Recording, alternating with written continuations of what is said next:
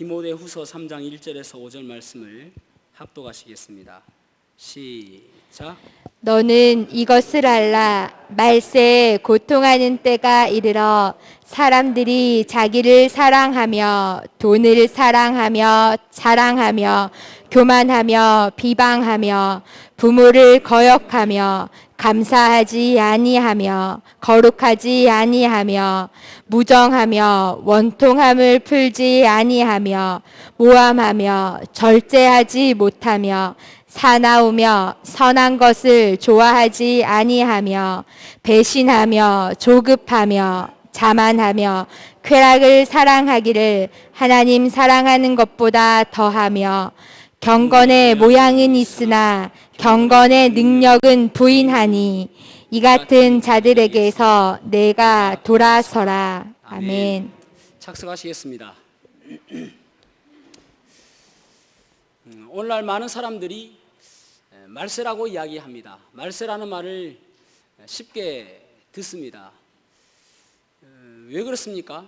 세상 돌아가는 것이 말세처럼 보인다는 것이죠. 성경에서는 보면은 말세의 징조에 대해서 이야기를 합니다. 그 중에 한 가지가 무엇이냐면은 여러분 옛날에는 생각지도 못했던 것을 요즘에는 우리는 구속을 받습니다. 모이지 마라. 또 가족끼리도 뭐 몇 명만 모여라. 이게 옛날 같으면은 뭐 될 법이라도 할 이야기였습니까? 그런데 오늘날에는 아주 고분고분하게 잘 순종을 하고 있습니다. 이런 이제 구속력 이런 것들이 앞으로 이제 적그리스도가 출현하게 되어지면은 자연스러운 환경처럼 되어집니다. 이것을 빅브라더 시스템이라고도 합니다. 이런 것들을 볼 때에 점점 다가오고 있다. 그런 것들을 알 수 있을 것이고, 마태복음 24장에 보면은 세상의 어떤 징조를 주님께서 말씀하십니다. 예를 들어서 처처에 기근이 있고 또 지진이 있고 또 이상기후가 있고 또 전염병이 있고 또 민족과 민족 간의 전쟁이 있을 것이다. 그때가 마지막 때이다 라고 말씀을 하시기도 하십니다. 그런데 오늘 이제 우리가 읽었던 말씀에서는 보면은 또 특이한 것이 무엇이냐면은 말세에는 고통하는 때가 이른다 그렇게 말씀하고 있습니다.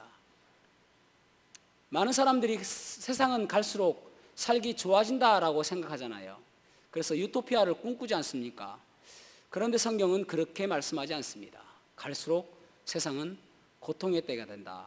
그래서 로마서 8장 19절에 보면은 피조물이 고대하는 바는 하나님의 아들들이 나타나는 것이니. 아멘. 이 모든 피조물들이 하나님의 아들들이 나타난다는 말은 주님께서 이 땅에 재림하실 때에, 지상 재림하실 때에, 그때에 휴거받았던 그 그리스도인들이 같이 내려오게 되거든요. 그때 그리스도인들을 이제 하나님의 아들들이라고 하는데, 그들이 같이 이제 주님과 내려오는 그때를 고대하고 있다는 말입니다. 무슨 말입니까? 그러면 이제 천년왕국이 시작되니까 평화로운 때가 온다는 것입니다. 그래서 피조물들도 그때를 기다리고 있다. 지금도 신음하고 있다라는 말입니다. 피조물들이 고통하고 있다는 말입니다. 그만큼 갈수록 세상은 힘들어하고 괴로워하고 어려운 시대를 살아가고 있습니다. 세상적인 징조는 이런 것들이에요. 그리고 또 오늘 본문의 말씀에서는 세상적인 징조가 아니라 말세의 세상 사람들의 특징이 어떤 것인가를 말씀하고 있습니다. 세상 사람들의 특징이 어떻게 나타나는가? 그래서 그런 현상들을 바라보면은 이때가 마지막이다 라고 생각하라는 말입니다. 자, 그러면은 한번 보겠습니다. 첫 번째로 세상 사람들에게 나타나는 특징이 무엇인가? 자, 2절 말씀을 읽어보겠습니다. 2절 시작. 사람들이 자기를 사랑하며 돈을 사랑하며 자랑하며 교만하며 비방하며 부모를 거역하며 감사하지 아니하며 거룩하지 아니하며. 아멘. 아멘. 사람들은 사랑을 좋아합니다. 사랑이라는 말을 듣기 싫은 사람은 없을 것입니다. 그런데 세상 사람들이 잘못된 사랑을 한다라고 말씀하고 있는 것입니다. 2절에 보면은 자기를 사랑한다라고 말씀하고 있고, 또 4절의 말씀에도 보면은 하나님을 사랑하기를 쾌락을 사랑하기를 더 좋아한다. 하나님을 사랑하기보다는 쾌락을 사랑하기를 더 좋아한다라고 말씀을 하고 있습니다. 구약 성경을 보면은 특별히 이제 율법을 보면은 이스라엘 백성들에게 율법을 주셨는데 율법을 10가지로 10계명을 주셨죠. 그런데 이제 그것을 구약 그 율법을 이제 그 토라라고 해서 창세기부터 창세기, 출애굽기, 레위기, 민수기, 신명기까지 5권을 토라라 하고 또 율법서라고도 이야기합니다. 근데 중세 시대에 마이모니데스라는 율법 학자이면서 랍비입니다. 이 랍비가 이것을 세분화해서 613개 조항으로 만들었습니다. 그러니까 율법을 연구해 보니까 613개더라 라고 정의를 하였습니다. 그래서 하지 마라 라고 하는 것이 356개, 그리고 해라, 적극적으로 해라, 하라, 하지 않는 것은 죄다라고 이야기하는 하라라고 하는 것이 248개 조항으로 그렇게 613개 조항으로 세분화했습니다. 그러니까 율법은 그렇게 많다는 것입니다. 그런데 예수님께서 이 율법을 2가지로 요약하셨거든요. 마태복음 22장 37절과 39절에 보면은 37절부터 보면은 예수께서 이르시되 내 마음을 다하고 목숨을 다하고 뜻을 다하여 주 너희 하나님을 사랑하라 하셨으니 39절 둘째도 그와 같으니 내 이웃을 내 자신같이 사랑하라 하셨으니 아멘. 예수님께서는 이 613가지의 그 율법을 2가지로 요약하셨는데 첫째는 내 몸과 내 목숨과 내 마음과 네 뜻을 다해서 주 너희 하나님을 사랑해라. 마음과 뜻과 목숨을 다해서 하나님을 사랑해라. 2번째로는 내 자신과 같이 내 이웃을 사랑해라. 이렇게 2가지로 요약을 해 주었단 말입니다. 그것이 율법이다라고 이야기하는 것입니다. 그런데 세상 사람들은 이 2가지를 지금 내 자신을 보다도 네 이웃을 사랑해라 했는데 자기를 사랑하고, 그리고 하나님을 사랑하라고 했는데 쾌락을 더 사랑하는, 그렇게 세상 마지막 때는 그렇게 될 것이다 라고 지금 말씀하고 있는 것입니다. 여러분, 자기를 사랑하는 것이 무엇이 문제입니까? 자기를 사랑하는 것이 무엇이 잘못된 것입니까? 이 본문의 말씀은 자기만 사랑하는 것입니다. 그래서 세상적으로 가서 책을 보면은 네가 소중하다, 너 자신은 소중하다, 네 자신을 개발해라, 네가 최고다라는 그런 책들을 흔히 볼 수가 있습니다. 그래서 오늘날을 포스트 모더니즘이라고 이야기하잖아요. 포스트 모더니즘 시대라고 이야기하는데, 포스트 모더니즘이라는 것은 무엇이냐면은 그 절대 기준이 없다라는 말입니다. 그러니까 선과 악, 우리는 선이 있고 악이 있잖아요. 그런 기준이 없다는 겁니다. 네가 기준이다라는 말이에요. 그래서 가장 잘된 것도 이것이 내가 잘됐다고 하면 잘된 것입니다. 이것이 내가 못됐다고 하면 못된 것입니다. 그러니까 그런 기준이 없다. 그래서 네가 좋은 것이 좋은 것이고 네가 나쁜 것이 나쁜 것이다. 그러다 보니까 쾌락을 쫓아가서 살아가면은 그것이 결국은 선이 된다는 말입니다. 내가 좋으니까 나만 좋으면 된다는 말입니다. 다른 사람들을 신경 쓰지 말고 네가 좋은 거 해라. 여러분, 오늘날 쾌락 쾌락만을 추구하며 살아가는 사람들이 얼마나 많습니까? 그죠? 쾌락 추구 시대를 살아가고 있습니다. 특별히 쾌락하면은 오늘날 동성애를 생각할 수 있잖아요. 서울에 가면은 매년 6월이 되어지면은 퀴어 축제를 합니다. 동성애 문화 축제라고 이야기하죠. 퀴어 문화 축제라고 이야기합니다. 그게 무슨 문화입니까? 그 사진 보십시오. 얼마나 더럽습니까? 저는 더럽더라고요. 엉덩이 까고 무슨 인디안도 아니고 뭐 식인종처럼 그렇게 다녀요. 아니, 부끄러움도 몰라요. 사람이 악하면 부끄러움을 모릅니다. 제가 어렸을 때만 해도, 요즘에는 이제 주사를 맞으면 주로 혈관 주사를 많이 맞더라고요. 근육 주사는 많이 안 맞고. 제가 어렸을 때만 해도 엉덩이 주사를 참 많이 맞았습니다. 아니, 뭐 어렸을 때뿐만 아니라 20대, 30대까지만 해도 엉덩이 주사를 많이 맞았습니다. 그러면 이제 병원에 가서 간호사가 엉덩이 내리라고 하면은 조금만 내리더니 부끄러우니까 그러면 쑥 내려요. 아니, 아가씨가 쑥 내리면서 볼기짝을 톡톡 때리고 그리고 주사를 줍니다. 부끄러워 죽겠단 말입니다. 그런데 그 동성애 축제를 보면은 엉덩이 두 볼기짝을 그냥 쌩 까놓고도 부끄러움도 없이 그렇게 지내요. 참, 그게 참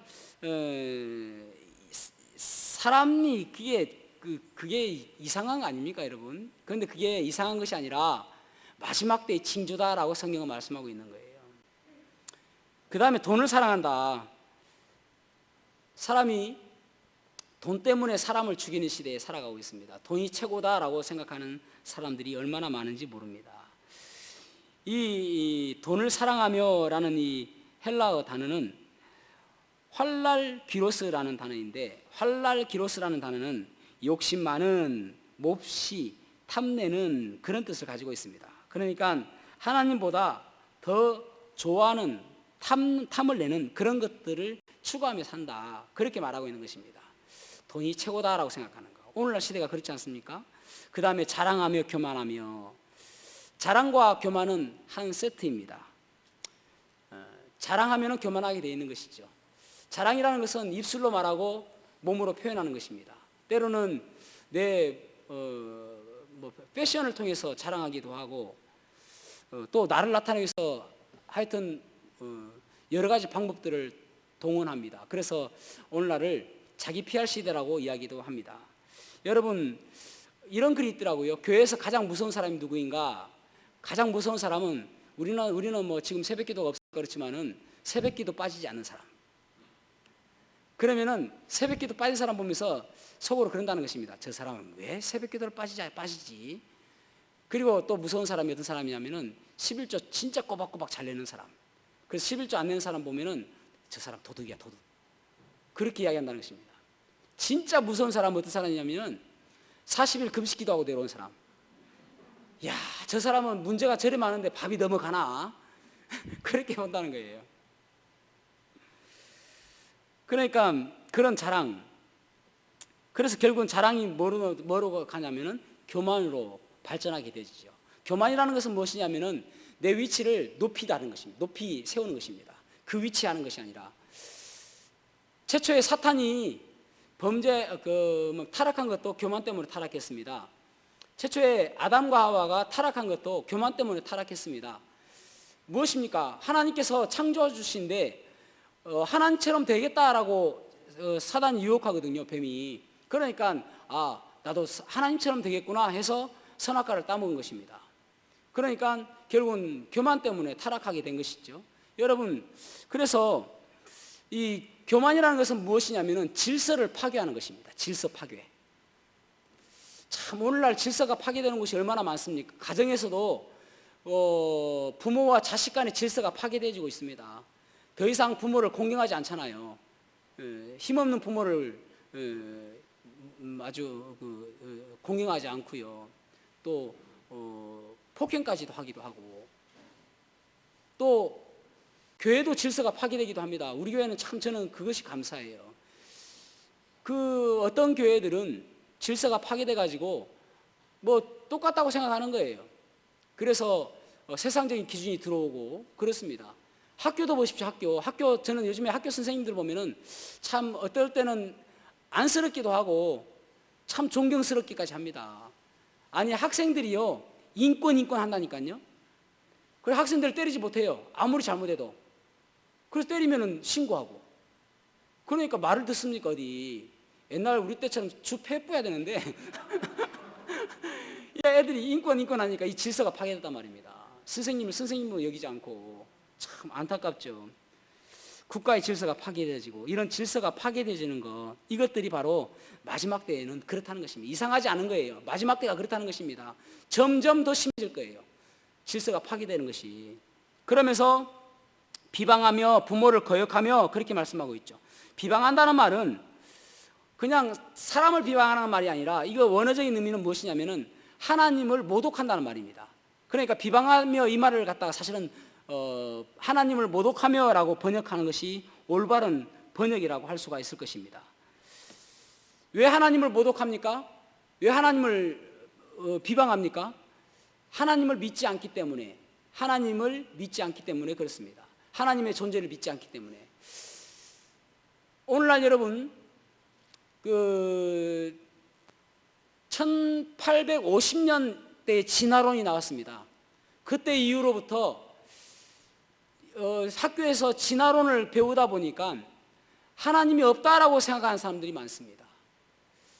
여러분, 창조론과 진화론은 과학이 아니고 믿음입니다. 그러니까 무슨 말이냐면은 진화론이 하나님이 없다라고 전제하에 시작하니까 그러면 이 세상은 어떻게 생겼을까? 큰 폭발로 의해서 생겼지. 그리고 큰 폭발에 의해서 어떤 생명체가 생기고, 그리고 하등 생물이 점점 고등 생물로 점점 진화가 되었지. 그러면서 사람이 되었다라고 하는 것이 진화론입니다. 하나님이 없다라고 생각하니까.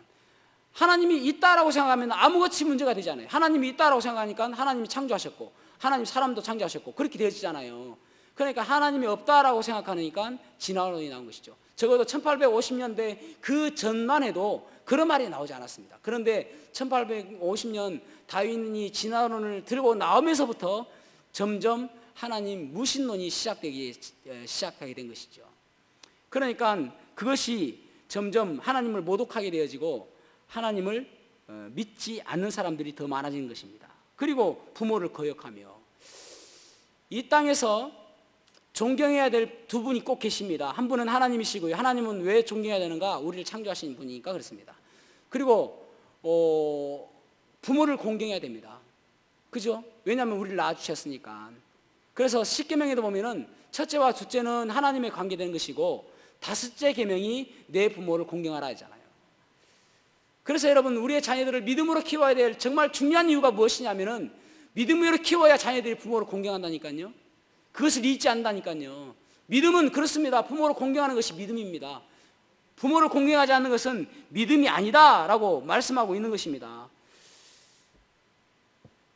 디모데전서 5장 8절 말씀 보십시오. 디모데전서 5장 8절에 보면은 누구든지 자기 친족, 특히 자기 가족을 돌보지 아니하면, 돌본다는 말은 부양하지 아니하면 그런 말입니다. 그러니까 부모를 부양하는 것이죠. 부양하지 아니하면 믿음을 배반한 자요, 불신자보다 뭐라고요? 더 악한 자다. 부모를 공경하지 않는 것은 불신자보다 더 악한 자다. 그렇게 말씀하고 있잖아요. 그런데 이 마지막 때는 더 그것이 심해질 것이다라는 말입니다. 부모를 공경하지 아니하고 하나님을 모독하는 일이 더 심해질 것이다. 그 다음에 이제 감사하지 아니하며, 감사하지 않는다는 것은 불만과 불평이 가득하다는 말입니다. 감사하지 않으니까 결국은 거룩하지 아니한 것이죠. 여러분, 그리스도인에게 가장 표가 나는 특징이 무엇이냐면은 감사입니다. 저는 우리의 자녀들이 있는데 세 자녀가 있습니다, 저에게. 그런데 참 감사한 것은 무엇이냐면은, 뭐 여러분들 보실 때 조금 마음에 안 들 수도 있습니다. 제 자녀니까 저는 마음에 듭니다. 근데 얘들이 좋은 점이 뭐냐면은 감사합니다 말을 참 잘해요. 조금만 제가 뭐 해주면은 아이고 감사합니다 그래요. 그래서 조금 잘못할 경우에도 소망이 있다라고 생각합니다. 감사하는 한 그 사람은 소망이 있는 것입니다. 근데 마지막 때의 사람들은 감사하지 아니하고 불평하고 원망합니다. 왜 그렇습니까? 감사하지 못하는 이유는 탓하기 때문에 그렇습니다. 나라 탓하고, 또 뭐 부모 탓하고, 또 부모들도 감사하지 못하는 이유는 자녀 탓하고 이웃 탓하기 때문에 그렇습니다. 여러분, 탓하지 말아야 됩니다. 결국은 그 탓이 마지막에 어디 가냐면은 하나님 탓하게 되는 거예요. 어떤 아이들은 그럽니다. 내가 조실 부모였다. 물론 부모님이 일찍 잃었다는 것은 슬픈 일이죠. 또 어떤 아이들은 뭐 나는 흙수저입니다. 안타깝죠. 금수저로 태어났으면 얼마나 좋습니까? 그죠? 또 어떤 아이들은 나는 우리 부모가 일찍 이혼했습니다. 참 안타깝죠. 행복한 가정 속에서 자라지 못했으니까. 그런데 여러분, 이 땅에 살아가는 대부분의 사람들이 금수저 아닙니다. 이렇다는 것은 나는 불행한 사람이 아니라 평범한 사람이라는 뜻입니다. 그래서 탓할 게 아니에요. 여러분, 그리스도인의 특징이 무엇입니까? 고린도후서 5장 17절에 보면은 그런즉 누구든지 그리스도 안에 있으면 새로운 피조물이라. 이전 것은 지나갔으니 보라 새 것이 되었도다. 아멘. 이전 것은 다 지나갔다는 말입니다. 과거에 대해서는 여러분, 그래서 과거에 뭐 잘못된 것들, 아픈 것들, 슬픈 것들 있을 수 있죠. 고통스러운 것들이 있을 수 있죠. 그런 것들 맨날 아침에 묵상하고 큐티하고 되새김질하면은 그러면 반사회적인 인물밖에 되지 않는 것입니다. 그것들 다 물리치고 다 지나갔다. 나는 그리스도의 가장 귀하신 보혈로 나를 십자가에 나를 위해서 십자가에 달려 돌아가신 그 주님의 사랑으로 나는 새로운 피조물이 되었다. 리크리에이션, 새로운 피조물이 되었다. 완벽한 새로운 사람으로 되었다. 그렇게 하면은 감사함이 생기는 것이죠. 이전 것은 다 지나갔으니까. 그래서 감사하는 마음, 탓하는 마음이 없어야 되는 것입니다. 그럴 때에 참 우리가 그리스도인으로서 올바른 삶을 살 수 있는데, 그런데 사람들이 탓하고 원망하고 불평합니다. 그것이 마지막 때의 사람들의 모습이라는 것입니다. 그 다음에 이제 거룩하지 않는다, 그렇게 말씀하고 있죠. 거룩이라는 것은 구별된다는 의미입니다. 여러분, 남자와 여자는 구별되어 있습니다. 그죠? 그래서 세상에 나가면은 남자와 여자가 딱 구별되어 있습니다. 그러니까 저 사람 딱 보면 아, 남자다, 저 사람 여자다, 그게 구별되어 있단 말입니다. 그런데 마지막 때가 될수록 그리스도인과 그리스도인 아닌 사람들이 구별이 쉽지 않다는 말입니다. 얼마나 안타깝습니까? 그 구별이 확실히 되어져야 되는데, 그래서 그때가 마지막 때다. 자기를 사랑하다 보니까 또 이제 3절에 보면은 이러한 현상이 나타납니다. 자, 3절 말씀 같이 읽어보겠습니다. 시작. 무정하며 원통함을 풀지 아니하며 모함하며 절제하지 못하며 사나우며 선한 것을 좋아하지 아니하며. 아멘. 무정하다는 말은 정이 없다라는 말이죠. 그런데 그 헬라어는 보면은 아스톨고스거든요. 아스톨고스. 이 아스톨고스라는 말은 자연스러운 애정이 없다. 자연스러운 애정이 없다. 영어 성경을 보면은 natural affection입니다. natural affection. natural affection이라는 말은 natural이라는 말은 본성이잖아요. 우리의 본성. 그러니까 affection은 애정, 뭐 그런 말이잖아요. 그러니까 본성에 대한 애정이 없다, 그런 말입니다. 더 어려워져 가고 있죠. 무슨 말인가 하면은 인간성을 상실한단 말입니다. 양심이 없다. 본성, 인간성 있잖아요. 인간성. 그것이 점점 상실해져 간다. 여러분, 오늘날 뉴스를 틀면은 참 무섭습니다. 아기를 낳아서, 여러분, 짐승들도요, 자기 새끼는 얼마나 귀하게 여기는지 모릅니다. 자기 새끼를 진짜 귀하게 여깁니다. 그래서 자기 새끼에게 누가 해코지 하려고 하면은 달려듭니다. 자기가 죽을지도 모르는데도 불구하고. 짐승도 그런단 말이에요. 그게 본성입니다. 그런데 오늘날 인간 본성이 사라지고 있는 것이, 아기를 낳아가지고 변기통에 버려요. 아기가 죽어요. 또 얼마 전에는 아기를 낳아가지고 음식물 쓰레기통에 넣었네. 그래서 사람이 그 발견해가지고요, 그래서 응급실에 데려가가지고 심폐소생술하고, 그래서 신생아, 그래서 살려냈습니다. 어쨌든 참, 얼마 전에는 참 이거 참 제가 입에 담기도 참 더러운 말인데, 20개월 된 딸을 나중에는 친딸이 아닌 것으로 밝혀졌습니다. 그런데 친딸로 알고 20개월 된 딸, 20개월 됐자 2년도 안 된 거잖아요. 20개월 된 딸을 성폭행했어요. 어떻게 그런 일이 날 수 있습니까? 친딸이라고 생각했다니까요, 그때에. 아기가 운다고 이불 덮어 씌워서 때려서 죽이지를 않나. 아기가 시끄럽다고 해서 벽에 던져가지고, 아니, 아기예요, 아기. 걷지도 못하는 벽에 던져가지고 두개골이 깨지지 않나. 이런 일이 일어나고 있다니까요. 여러분, 물론 우리가 옛날에도 자기가 낳은 아기를 버리기도 했습니다. 그런데 정말 가정 형편이 어려워서 내가 못 키우겠다 싶으면은 버리긴 하는데, 정말 그 상자에, 정말 이쁜 상자에 해가지고 잘 단도리를 해가지고 아기가 잘못되지 않도록 해가지고 고아원 같은 데나 잘 사는 집 앞에나 갖다 주잖아요. 갖다 놓고 숨어서 봅니다. 저 아이가 잘못되진 않을까. 그러면서 기도하잖아요. 하나님, 저 아이 잘 키워주십시오. 저 아이가 앞으로 잘 될 수 있도록 도와주십시오. 잘 자라서 훌륭한 사람 될 수 있도록 도와주십시오. 좋은 사람 만날 수 있도록 도와주십시오. 그렇게 했잖아요. 그렇게 안 하는 사람이 어디 있었습니까? 근데 오늘날은 그냥 버린다니까요. 무슨 짐승 버리듯이. 인간성이 지금 인간성이 이렇습니다. 그런 것을 볼 때 세상 사람들도 아이고 말세네라고 이야기하는데 성경에서 내추럴 어펙션이라고 이야기하잖아요. 본성이 사라지고 있다는 말입니다. 본성이. 9월 4일 날에는 이런 일도 있었습니다. 참 해괴망측한 시대입니다. 세태가 9월 4일 날 남편과 이혼을 했습니다. 그리고 이제 자기의 소지품들을 좀 정리하러 그 집에 가봐야 되는데 혼자 가기가 너무 무서우니까 자기 친정아버지를 모시고 왔습니다. 그런데 그 남편 앞에 갔는데 남편이 일본도를 끄집어내가지고 이 여자, 그 이혼 자기의 전 부인을 찔러 죽였어요. 장인이 보는 앞에서 9월 4일 날 얼마 되기 전입니다. 이런 일들이 일어나고 있다니까요.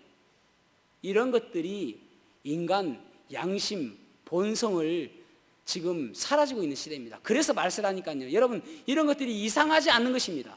점점 더 심해지고 있다는 것입니다. 그게 달하고 있단 말입니다. 그때가 주님께서 오실 때다라고 지금 말씀하고 있는 것입니다. 저도 이런 이야기가 하기가 정말 마음이 아픕니다. 그렇지만 어떻겠습니까? 이런 때가 마지막 때라고 이야기하고 있으니까. 그 다음에 원한을 풀지 아니하며, 원한을 풀지 않는다. 다른 사람들에게 관심이 없다는 말입니다. 오늘날에는 심각한 개인주의 시대에 살아가고 있습니다. 나만 아는 것이죠. 다른 성경에서는 뭐라고 번역했냐면은 원한을 풀지 아니하며, 이 부분을 협정을 어기며라고 번역했습니다. 협정을 어기며. 무슨 말입니까? 약속을 어긴다는 말입니다. 약속을 지키지 않는다는 말입니다. 약속을 가볍게 여긴다는 말입니다. 대통령 선거 때마다 대통령 후보자들은 여러 가지 공약을 내세웁니다. 근데 실제로 마지막 때가 되면은 공약을 이루지 못한 것들이 상당히 많습니다. 언약을 지키지 않는 것이죠. 여러분, 우리는 언약을 잘 지키는 사람 되어야 됩니다. 교회에서 부서 간에 그 부서에서도 어떤 계획들을 세우고 약속을 하잖아요. 그렇다면 내 마음에 안 들더라도 그 부서에서 계획한 것들은 계획을 해서 결정되어지면 최선을 다해야 됩니다. 오늘 또 원래를 하는데 부서에서 결정되는 것들은 내 마음에 안 든다고 해서 나 저 부서 같이 못하겠다라고 그렇게 하는 게 아니잖아요. 그래서 약정을 어기는 일들이 팽배해지게 될 것이다. 그 다음에 이제 절제하지 못하고 싸나우며, 그렇게 말씀하고 있죠. 여러분, 오늘날 범죄가 점점 싸나워지고 잔인해지고 잔혹해지고 그렇게 돼가고 있습니다. 얼마 전에 두 여자를 죽였던 그 살인범이 잡혀서 뭐라고 이야기합니까? 내가 더 많은 사람을 죽이지 못해서 한스럽다라고 이야기합니다. 그런 사람들은 빨리 죽여야 되는데 참 안타깝습니다. 그렇게 세상이 악해져 가고 있다는 것입니다. 제가 빨리 죽여야 된다니까 여러분들이 목사님 이상한 사람이야 라고. 근데 여러분, 오후 예배 때도 제가 이야기하지만은 창세기 9장 6절에 보면은 하나님께서는 사형제도를 인정하셨습니다. 사형제도를 인정하는, 사형시켜야 된다는 것은 사람의 그 목숨을 빼앗아간 사람은 반드시 죽여라라고 이야기하십니다.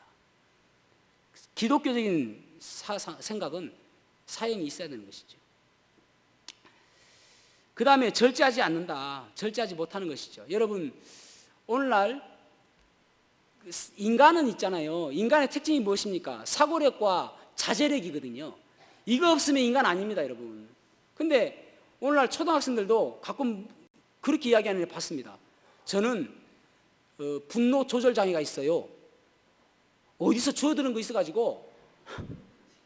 아니, 분노 조절 장애면 장애인입니다. 그게 쉬운 이야기가 아니에요. 워낙 막 매스컴에서 분노 조절 장애, 여러분, 누구나 다 그런 화가 나기도 하고 분노 조절 장애가 사라질 것처럼 보여지지만, 그럼에도 불구하고 인간이기 때문에 자제하는 것이잖아요. 그럼에도 불구하고 사람들이 요즘에 분노 조절 장애가 사라지고 있습니다. 병으로 이제는 인정을 해버립니다. 그러니까 매스컴이 자꾸 인정해 주니까 더 이야기하는 것 같아요. 그러면서 자기 막 화내요. 나 분노 조절 장애 있다고. 얼마 전에 10대 애들이 할머니한테 담배 심부름 시켰는데 할머니가 담배 심부름 안 해준다고 할머니를 폭행했어요. 꽃으로라도 때리지 말았는데 꽃으로 때렸어요. 이런 일이 세상에 일어나고 있습니다. 참 안타까운 일들이죠. 한숨만 나올 뿐입니다. 여러분, 그리스도인의 특징이 무엇이냐면은 갈라디아서 5장 22절에서 23절에 보면은 성령의 열매에 대해서 말씀하고 있습니다. 오직 성령의 열매는 사랑과 희락과 화평과 오래 참음과 자비와 양성과 충성과 온유와 절제다. 그렇게 말씀하고 있잖아요. 절제가 있어요. 절제가. 온유가 있어야 된다. 온유. 론센이라는 분이 제자의 특징이라는 책을 썼는데 그 책에 보면은 이런 말이 있습니다. 온유란 무엇인가? 온유란 내가 이길 수 있음에도 불구하고 이기지 않는 것. 예수님께서 십자가에서 내려오실 수 있음에도 불구하고 내려오시지 않는 것. 그것이 온유다. 여러분 차 운전해 보면은 진짜 기분 나쁜 경우 있잖아요. 막 끼어들기 하고 또 아주 차량을 뭐 진짜 발로 하는 것처럼 운전을 그런 사람 보이잖아요. 그러면은 끝까지 내가 보복해주고 말겠어. 그런 말을 하지 마세요. 그게 온유가 아닙니다. 보복할 수 있음에도 불구하고 보복하지 않는 것, 그게 그리스도인의 모습인 것입니다. 그래서 온유한 마음, 그런 마음, 절제의 마음이 있어야 되겠죠. 그 다음에 이제 마지막 때에 이런 것들이 마지막 때의 특징이라는 말입니다. 선한 것을 좋아하지 아니하며. 이게 이제 선한 것을 좋아하지 않는다, 이 단어가 헬라어로 한 단어인데 아팔가도스라는 단어입니다. 아팔가도스라는 단어는 선한 자를 멸시한다는 말입니다. 선한 자를 멸시하며.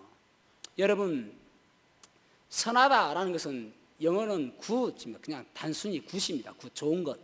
그것을 멸시한다는 말입니다. 이 세상에서 저는 가장 선한 사람이 그리스도인이라고 믿습니다. 아멘입니까? 여러분 그리스도인이 가장 선한 사람들이죠. 왜냐하면 하나님 뜻대로 살아가면 가장 선한 사람입니다. 그리스도인만큼 선한 사람이 어디 있습니까? 여러분 이 땅에 6.25가 터지고 나서 150년이 흘렀는데 150년 가운데 이 땅에서 가장 번영을 이루게 한 공을 세운 사람들이 누구인가? 그리스도인입니다. 선교사님들이 들어오셔가지고 학교를 세우고 교회를 세우고 고아원을 세우고 병원을 세우고 해서 이 나라가 이만큼 아주 번영되어졌습니다. 그런데 그 선한 사람들을 멸시하고 원망하고 있단 말입니다. 지금 코로나가 처음 터졌을 때 작년 2월 달에 신천지 발 터졌죠. 그러면서 엄청나게 많은 확산이 있었지 않습니까? 많은 사람들이 아이고 이단이니까 라고 생각했습니다. 그런데 오늘날 TV 틀어보십시오. 여러분 코로나 확진자 나올 때마다 교회발 항상 교회발 이야기합니다. 그러니까 오늘날 우리는 이단과 우리를 구분해서 이야기하는데 세상 사람들은 이단이든 교회든 다 똑같이 봐요. 지금은 이단이나 교회나 똑같이 본다니까요. 신천지가 얼마나 그게 중요하지 않아요. 그것도 교회라고 생각합니다. 그러니까 세상 사람들은 교회도 똑같이 본단 말입니다. 오늘날 그만큼 선한 자들을 멸시하는 시대에 우리가 살아가고 있습니다. 갈수록 이것이 더 심해진다는 말입니다. 그래서 결국은 마지막 때가 다가오고 있다라고 지금 말씀하고 있는 것입니다. 그러면서 이제 디모데 후서 3장 5절에 보면은 그리스도인들도 어떻게 달라지는가, 마지막 때에 사람들이 어떻게 바뀌는가. 경건의 모양은 있으나 경건의 능력은 부인하니 이 같은 자들에게서 내가 돌아서라. 아멘. 마지막 때에 세상 사람들뿐만 아니라 그리스도인들도 종교 생활은 잘하지만은 교회 생활은 잘하지만은 세상 속에서 그 능력이 나타나지 않는단 말입니다. 똑같다라는 말이죠. 여러분 그리스도인의 정말 중요한 덕목 중에 하나가 무엇이냐면은 세상 사람들과 구별되는 것입니다. 그래서 세상의 방법대로 교회는 움직이면 안 되는 곳이에요. 교회는 영적인 곳입니다. 교회의 세상적인 방법으로 똑같이 들어와서 교회가 운영되어지면 그 교회는 세상적인 교회가 되어집니다. 그래서 조금 조심스럽긴 한데 여러분들이 그냥 이해하시면서 들어보시기 바랍니다. 세상적으로 엄청 일을 잘하시는 분이 있어요. 세상에서. 그 사람이 교회에 와서 어떤 중직을 맡으면 참 어렵습니다. 왜냐하면 세상적인 방법이 세상적으로는 똑같이 정말 그렇게 똑똑하게 했기 때문에 그 방법 똑같이 교회에서도 하려고 하거든요. 교회와 세상은 정말 다른 것입니다. 그래서 교회는 믿음의 사람이 일을 해야 되는 것입니다. 그래야 올바로 교회가 하나님께서 기뻐하시는 방법으로 돌아가게 되는 것이죠. 그래서 겉모습은 경건의 모양도 있어요. 경건의 능력도 보여지는 것처럼 보여집니다. 경건의 모습이 완전히 있습니다. 그런데 세상에서 그 모습들이 나타나지 않는다라고 말씀하고 있는 것입니다. 그래서 그런 부분에 있어서 교회가 세상과 구별되어져야지, 그렇지 않으면은 교회도 똑같이 마지막 때에 똑같은 모습으로 간다라는 것을 기억하시기를 바랍니다. 자, 그렇다면은 두 번째로 세상적인 일은 마지막 때는 이렇다는 것입니다. 여러분, 이거 제가 들어보면서, 여러분 들어보시면서 야, 진짜 마지막 때다라고 이해가 되시죠? 그거 안 되면은 다시 해야 되는데, 처음부터. 자, 그렇다면 이 마지막 때에 그리스도인은 어떻게 살아야 될까요? 자, 3장 5절 말씀을 다시 한번 읽어보겠습니다. 시작. 경건의 모양은 있으나 경건의 능력은 부인하니 이 같은 자들에게서 네가 돌아서라. 아멘. 아멘. 경건의 모양은 있으나 경건의 능력이 없다라는 말은 경건이 삶 속에서 나타나지 않는다는 말입니다. 경건이라는 말은 영어로 보면은 경건이라는 말이 godly라고 되어 있습니다. godly. 뭐 명사로 하면은 godliness. 불경건은 ungodly. 명사는 ungodliness. 그래서 이제 로마서 1장 18절에 보면은 하나님의 진노가 불의와 불경건에 임한다, 그렇게 말씀하고 있어요. 그래서 그 불의는 unrighteousness이고 불경건은 ungodliness입니다. godly라는 말은 하나님이 있다라는 말입니다. ungodly라는 말은 하나님이 없다라는 말입니다. 그러니까 다시 말씀을 드리자면은 불경건은 하나님이 없는 인생이 불경건입니다. 경건이라는 것은, godly라는 말은 하나님이 있는 것을 경건이라고 이야기합니다. 좀 더 구체화시켜 볼게요. 경건이라는 것은 하나님의 성품이 그 사람에게 있을 때 그 사람은 경건한 사람이다 라고 이야기합니다. 그러면 경건하지 않는 사람, 불경건한 사람은 어떤 사람인가 하면은 하나님의 성품이 그 사람에게 없는 사람은 불경건한 사람이다, ungodliness라고 이야기합니다. 자, 그렇다면은 하나님의 성품이 무엇인가? 거룩입니다. 거룩. 하나님의 그 거룩이 우리에게 있을 때 그 사람은 경건한 사람이고, 하나님의 그 거룩이 없을 때에 그 사람은 불경건한 사람이라고 할 수가 있을 것입니다. 계속적으로 반복해서 이야기하는 것은, 거룩이라는 것은 구별됨이고 세상과 다른 것입니다. 세상과 구별된 것입니다. 하나님께 속한 것입니다.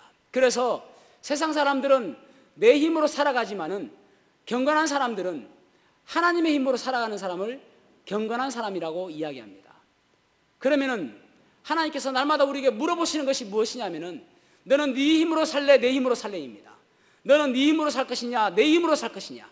하나님의 힘으로 살아가려고 노력하는 사람은 경건한 사람이고, 내 힘으로 살아가려고 하는 사람은 불경건한 사람이라고 할 수가 있는 것입니다. 여호수아서를 보면은 수도 없이 많은 전쟁을 합니다. 하나님께서 그들에게 약속의 땅 가나안을 주셨습니다. 그런데 그 가나안 땅은 순종을 통해서 하나님의 약속을 성취해가는 것입니다. 그런데 그들이 전쟁을 하기 전에 모이는 곳이 있고, 전쟁을 끝나면 모이는 곳이 있는데, 그곳은 길갈이라는 곳입니다.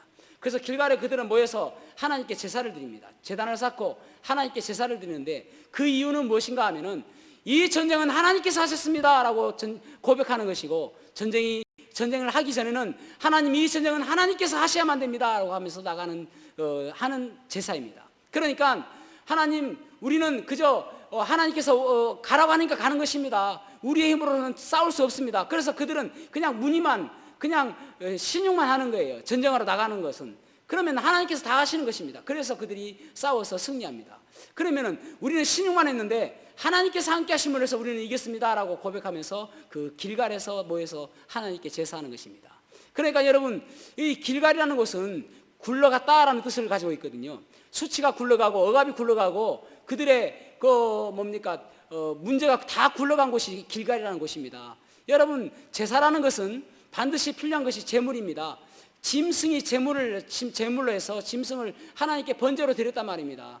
오늘날 이 제사가 예배의 그림자거든요. 예배의 모형입니다. 우리가 예배를 드리러 올 때마다 우리가 해야 될 일이 무엇이냐면은 제사를 드리듯이 우리의 제물 되신 예수 그리스도께서 우리의 모든 죄를 위해서 십자가에 달려 돌아가셨거든요.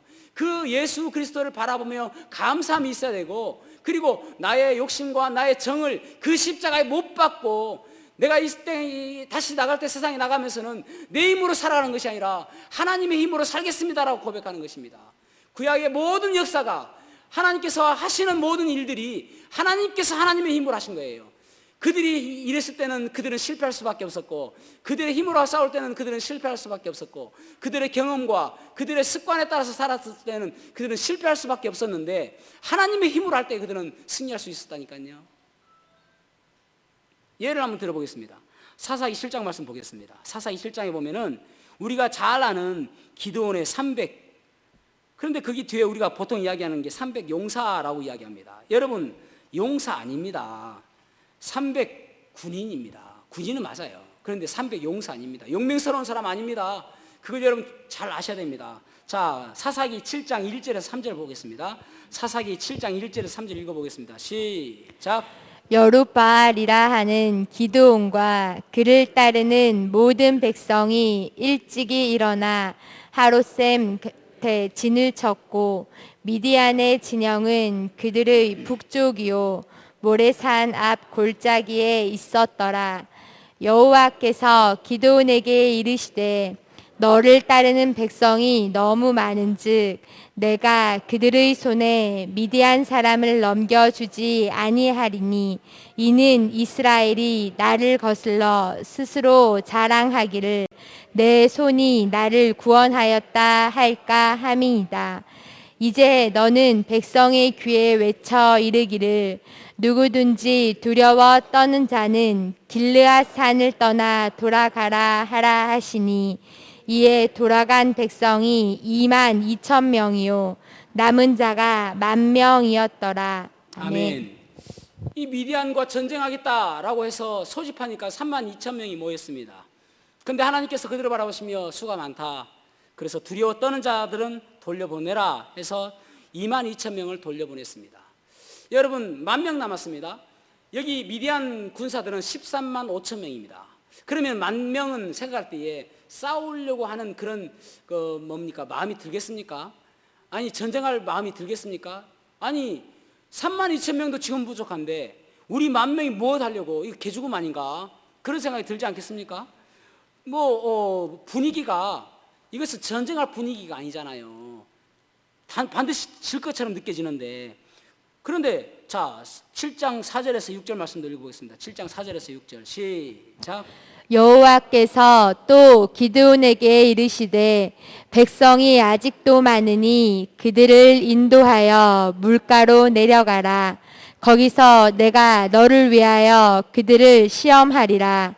내가 누구를 가리켜 내게 이르기를 이 사람이 너와 함께 가리라 하면 그는 너와 함께 갈 것이요, 내가 누구를 가리켜 내게 이르기를 이 사람은 너와 함께 가지 말 것이니라 하면 그는 가지 말 것이니라 하신지라. 이에 백성을 인도하여 물가에 내려가매 여호와께서 기드온에게 이르시되 누구든지 개가 핥는 것 같이 혀로 물을 핥는 사람을 너는 따로 세우고, 또 누구든지 무릎을 꿇고 마시는 자들도 그와 같이 하라 하시더니, 손으로 움켜 입에 대고 핥는 자의 수는 300명이요 그 외의 백성은 다 무릎을 꿇고 물을 마신지라. 아멘. 아멘. 여기 이제 10,000명에서 그들도 많다라고 이야기해요. 하나님의 일관된 초점은 무엇이냐면은 수가 너무 많다라는 것입니다. 여러분, 아까 말씀드린 것처럼 미디안은 14만 5천 명인데 10,000명도 많다라는 것입니다. 그래서 이들을 어떻게 할 것인가, 또 추려내시죠. 그래서 개처럼 핥아 먹는 사람들과 또 무릎을 꿇고 손으로 먹는 그 사람들을 또 구분합니다. 그래서 이제 손으로 먹는 사람을 300명이고 나머지가 9,700명입니다. 그래서 9,700명을 보내고 300명만 전쟁을 가지고 그들로 전쟁을 하려고 합니다. 그런데 여기 보면은 계속적으로 하나님께서는 2절에서 보면은 수가 너무 많은즉 그렇게 말씀하고 있고, 4절에서도 보면은 수가 많으니 그렇게 말씀하고 있습니다.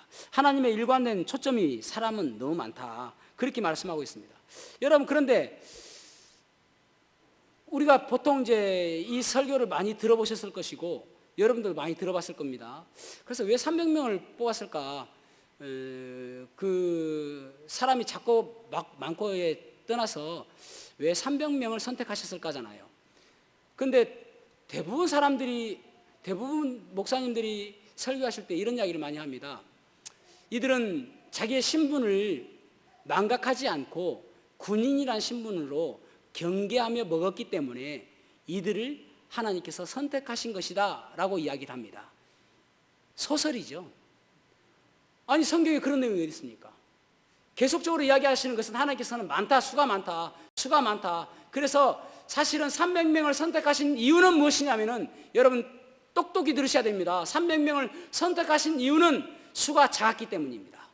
그들이 만약에 300명이 그 개처럼 핥아먹었다면은 하나님께서는 그들을 선택하셨을 것입니다. 왜냐하면은 하나님께서는 이들이 얼마나 용맹하냐, 얼마나 능력이 있느냐, 전쟁을 치를 수 있느냐, 그것이 필요한 것이 아니에요. 수가 작은 사람이 필요하다니까요. 수가 작은 사람을 통해서, 아니 여러분, 이들이 싸운 거 보십시오. 그들은 나팔 불고 항아리 깨고 그리고 횃불 들고 그들은 전쟁에 나갔습니다. 이 일은 누구나 할 수 있는 것이라니까요. 그런데 수가 작았기 때문에 하나님께서는 300명을 선택하신 것입니다.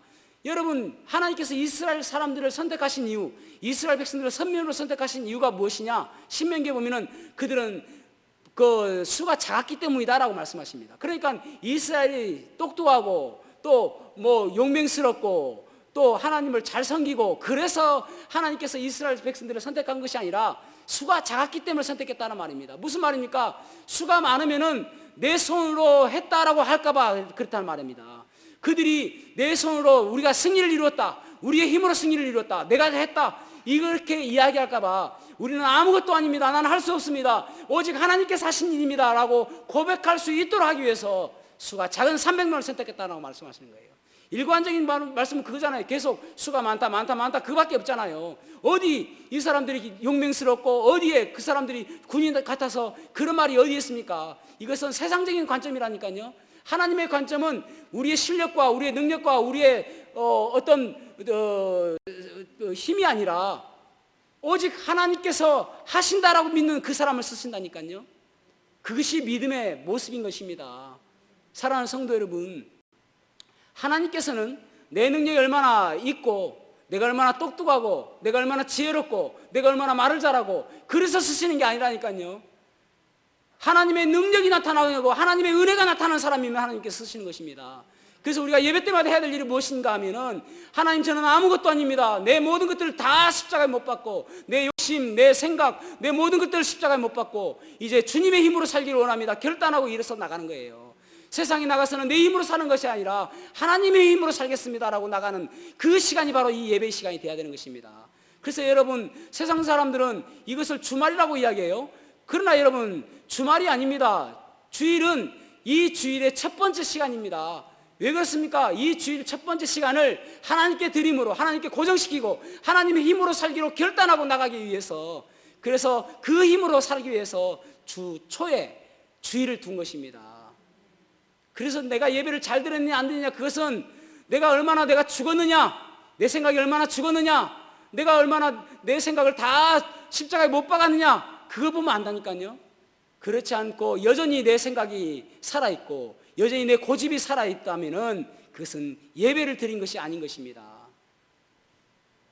마틴 로이드 존스라는 목사님 계십니다. 이분은 아주 훌륭하신 분이십니다. 많은 분들이 존경하는 목사님 중에 한 분입니다. 이분이 1981년에 소천하셨습니다. 소천하시기 전에 그에게 누군가 물어봤습니다. 목사님같이 훌륭하신 분은 평생 동안 정말 진정한 예배를 몇 번이나 드렸습니까? 라고 물어봤습니다. 그러자 이 마틴 로이드 존스 목사님이 이야기하기를, 제가 진정한 예배를 5번 정도 드린 것 같습니다 라고 이야기했습니다.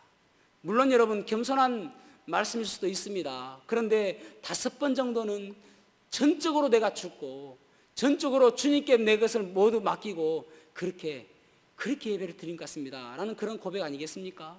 여러분, 우리는 수도 없이 많은 예배를 드립니다. 그렇다면 여러분 진정한 예배를 몇 번이나 드리고 있습니까? 내 평생 동안 예배를 드렸는데 나는 얼마만큼 예배를 드리고 있습니까? 정말 주님께서 기뻐하시고 내 고집이 오늘도 죽고 내 생각이 오늘도 죽고 내 모든 것들이 내 자아가 십자가에 못 박고 그리고 세상에 나가서는 내 힘이 아니라 내 습관이 아니라 내 생각이 아니라 오직 하나님의 힘으로 살겠습니다라고 고백하는 마음으로 나가는 그 예배는 몇 번이나 되었냐는 것입니다. 여러분, 확률로 우리는 살아가는 것 아닙니다. 세상 사람들은 확률로 살아가고 이때까지 습관으로 살아가고 내 능력으로 살아가지만은 우리는 하나님의 힘으로 살아가는 그리스도인 것입니다. 이 마지막 때에 진정한 그리스도인의 모습을 보여주기 위해서는 하나님의 힘으로 살아가는 모습이 보여져야 되는 것입니다. 너는 네 힘으로 살래 내 힘으로 살래? 하나님께서 물어보세요. 그때에 담대하게 저는 하나님의 힘으로 살겠습니다.